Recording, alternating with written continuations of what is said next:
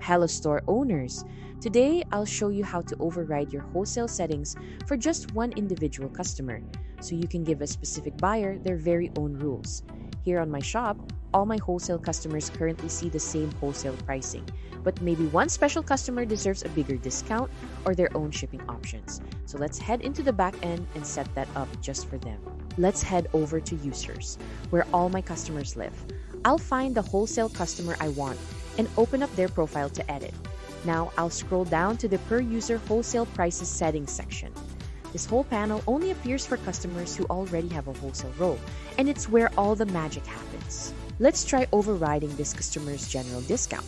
I'll switch Override Wholesale General Discount to Yes, and instantly a brand new field appears. Here I'll type in 20, giving this one customer a 20% wholesale discount all to themselves. You'll also find override groups for minimum orders, tax exemption, shipping, and payment gateways, each one working exactly the same way. And when everything looks good, I'll hit Update User to save. That's how you fine-tune wholesale settings for any individual customer. If you have questions, please comment down below. Don't forget to like and subscribe to our channel.